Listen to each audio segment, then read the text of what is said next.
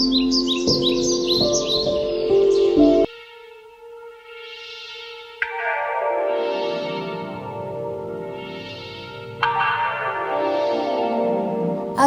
वालेकुम everyone, welcome back to my channel मेरा घर मेरी जन्नत। तो कैसे हैं आप सब? आई होप कि आप सब ठीक होंगे। तो आज की मेरी वीडियो जो है ना आपके लिए बहुत ही यूज़फुल होने वाली है, क्योंकि आज मैं आप लोगों के साथ में शेयर करने वाली हूँ फ्रोज़न पराठे की रेसिपी। तो हम एक तो नॉर्मल जो रोटी हम बनाते हैं वो बनाएंगे, और दूसरा हम बनाएंगे क्रिस्पी ज़ीरा पराठा, जो कि बहुत ही टेस्टी बनता है। तो यहाँ पे मैंने ना 3 कप ले लिया था गेहूं का आटा, और इसमें सॉल्ट डाल के और नॉर्मल वाटर से ही हमें आटे को गूंद लेना है। और जब आटा गूंद लेंगे हम, तो थोड़ा सा ऑयल डाल के जो है ना इसे हम अच्छी तरह से अप्लाई कर देंगे आटे पे, और रेस्ट के लिए इसे रख देंगे ढक कर कम से कम आधे घंटे के लिए, ताकि जो डो है वो अच्छे से सॉफ्ट हो जाए। तो 30 मिनट्स बाद देखिए डो हमारा कुछ इस तरह होगा, इतना सॉफ्ट और मुलायम सा डो रेडी हो गया है ना। तो बस अब इसके बना लेते हैं पेड़े। तो जितनी साइज़ की आपको रोटी बनानी है उसके हिसाब से आप पेड़ा बनाएंगे। ज़्यादा बड़े बनाओगे तो मोटी रोटी बनेगी, और छोटे अगर बनाओगे तो पतली पतली सी रोटी तैयार होगी। तो आप अपने घर के हिसाब से, जैसे आपके घर में रोटी पसंद करते हैं उसके हिसाब से पेड़ा बनाइए, और ताकि रखने में भी जो है ना आसानी हो। तो यहाँ पे 3 कप आटे में 20 रोटी जो है बनके तैयार हुई थी। तो यहाँ पे मैंने थोड़ा सा खुश्की जो है डस्ट कर ली है, और अब हम इसे बेलेंगे। बिल्कुल भी ऑयल वगैरह कुछ भी लगाने की ज़रूरत हमें नहीं पड़ेगी, क्योंकि आटा जो है वो बहुत ही सॉफ्ट और मुलायम तैयार हुआ है।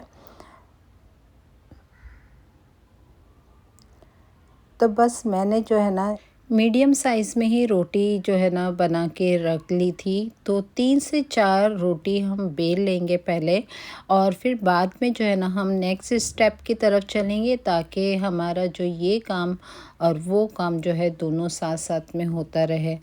तो देखिए जो जॉब करते हैं उनके लिए तो ये बहुत ही बेहतरीन तरीका है रोटी बना के रख देने से। और फ्रोज़न अगर रोटी आप बना के रखते हो ना, तो आपका 50% काम तो वहीं पे कंप्लीट हो जाता है। और अभी रमज़ान भी आ रहा है, सहरी का जो टाइम होता है वो बहुत ही शॉर्ट टाइम होता है। कभी कभी ऐसे भी होता है कि हमें उठने में थोड़ा सा देर हो जाती है। तो अगर रोटी वगैरह बनी हुई रही तो बस सेकना है, और खाने के लिए जो है ना हमारी सहरी तैयार हो जाएगी। तो यहाँ पे मैंने तवा रख दिया है, और क्योंकि ये नॉन स्टिक तवा नहीं है इसलिए मैंने हल्का सा ऑयल उस पर अप्लाई किया। और देखिए इस तरह से जब रोटी अपना कलर चेंज कर लेगी ना, तो हमें इसे पलट लेना है। तो दोनों साइड से हल्का हल्का सा हम सेक लेंगे, बस ज़्यादा नहीं सेकना है, हल्का सा सेकना है। और इसे रख देंगे हम साइड में, ताकि जो है रोटी ठंडी होती रहे। तो यहाँ पे सारी रोटी जो है ना तैयार हो गई है, इसे हम कम्प्लीटली ठंडा करने रख देते हैं। और जब तक तैयारी कर लेते हैं ज़ीरे वाले पराठे की, जो बहुत ही टेस्टी और यम्मी बनेंगे। और यहाँ पे मैंने है ना 2 कप मैदा ले लिया है, और 1 कप लिया है गेहूं का आटा।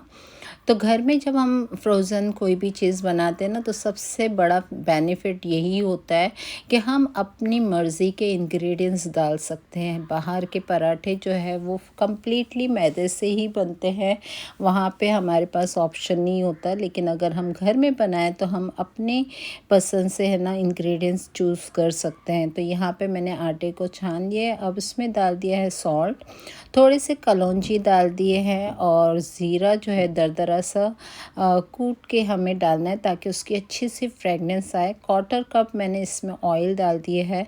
अब सारी चीज़ों को अच्छे से मिक्स करेंगे।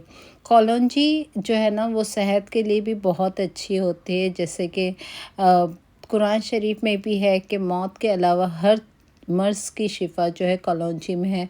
तो हमें जो है ना थोड़ा-सा अपने फूड में ये सारी चीज़ों को इस्तेमाल ज़रूर करना चाहिए।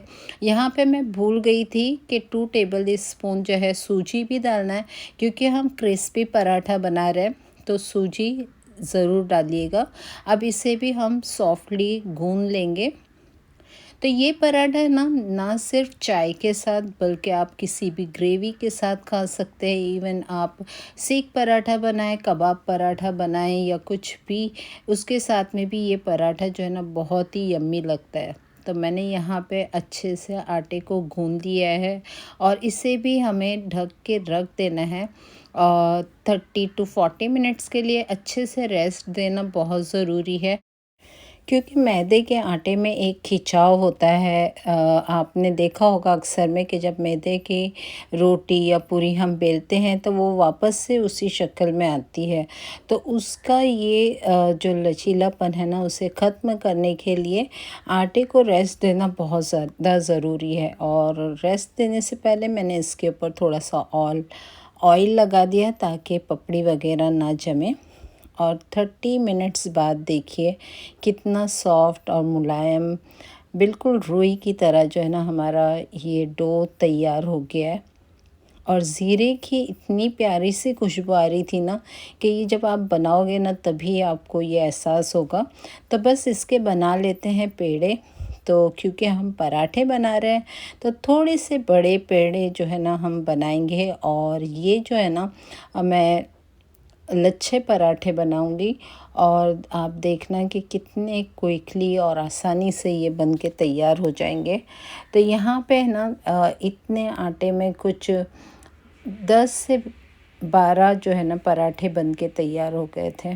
तो यहाँ पे मैंने पेड़े बना लिए हैं।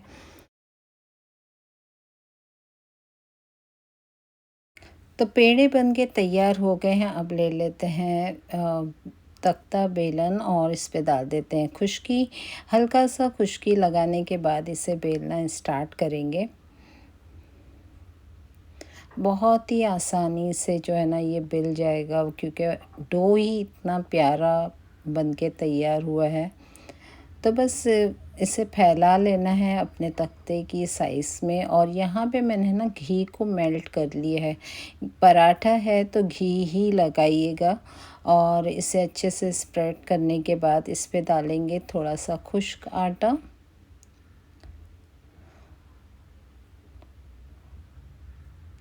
और अभी इसे जो है ना हम हल्का सा खींचते हुए ना इसे फोल्ड करेंगे कुछ इस तरह से,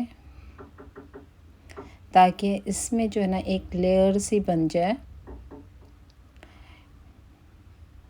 क्योंकि हमने इसे रेस्ट दिया था ना, बहुत आसानी से जो ये खींच जाएगा।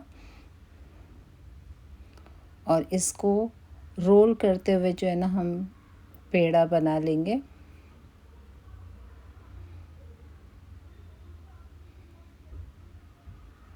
देखिए बिल्कुल इस तरह से हल्का सा घी लगाएंगे थोड़ा सा।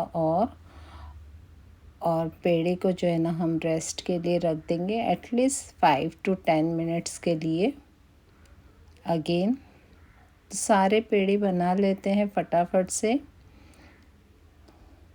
तो आप भी जल्दी से जो है ना चैनल को सब्सक्राइब कर दीजिए। और अगर आपको मेरी वीडियो पसंद आ रही है तो कमेंट्स ज़रूर कीजिएगा। इससे मुझे एक अच्छी सी मोटिवेशन भी मिलती है और काफ़ी मेहनत लगती है वीडियो बनाने में। तो आपका सपोर्ट जो है ना वो बहुत ज़्यादा ज़रूरी है।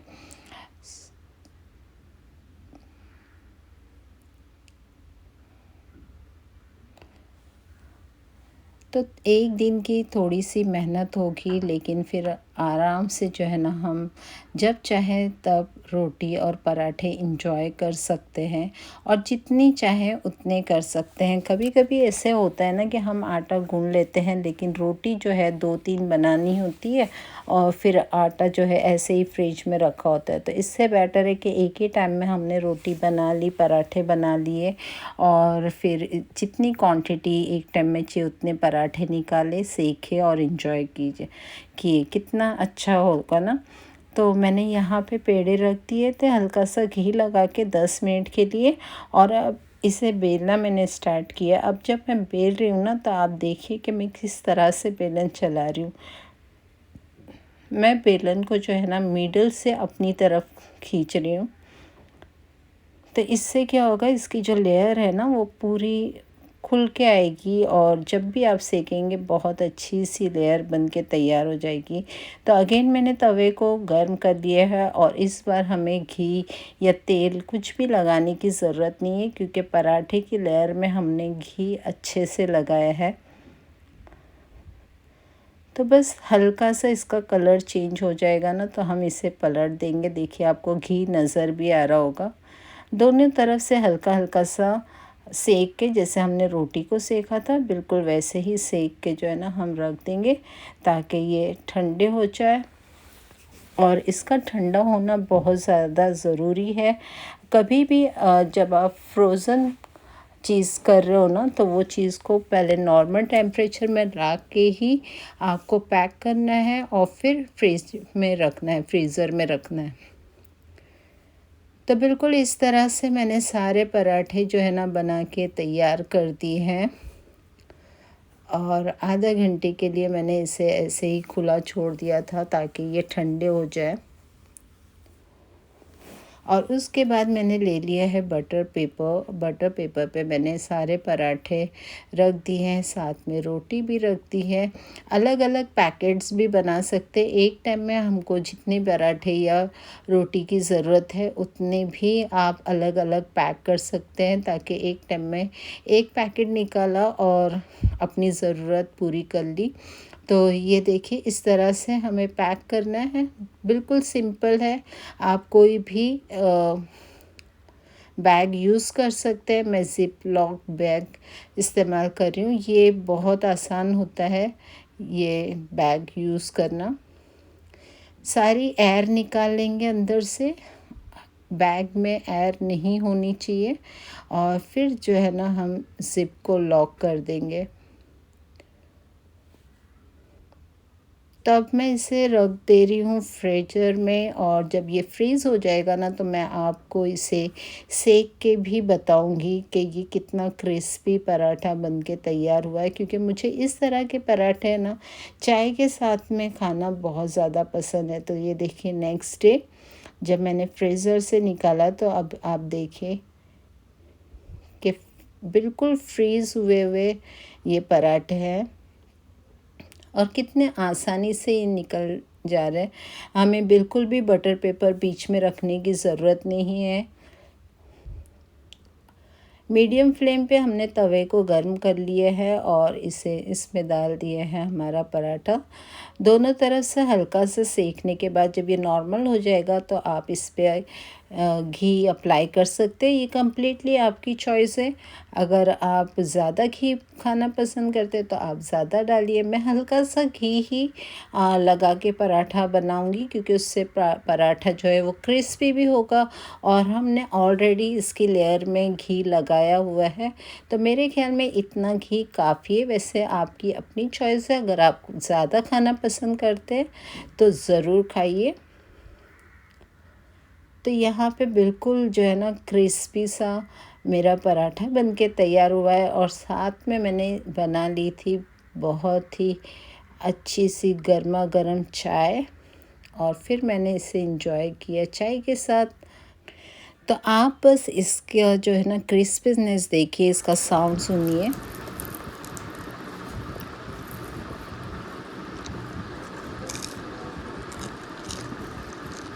है ना बिल्कुल क्रिस्पी सा पराठा और बहुत ही मज़ेदार। तो जल्दी से वीडियो को सेव कर लीजिए ताकि आने वाले दिनों में जब भी आपको फ्रोज़न पराठे की रेसिपी देखनी होगी आप फ़ौरन देख सकोगे। तो आज का मेरा छोटा सा वीडियो यहीं तक था। आई होप आपको पसंद आया होगा। पसंद आया है तो लाइक शेयर और सब्सक्राइब करके मेरे चैनल को ज़रूर सपोर्ट कीजिएगा। तो फिर मिलूँगी नेक्स्ट व्लॉग में बहुत जल्द। तब तक के लिए अल्लाह हाफ़िज़।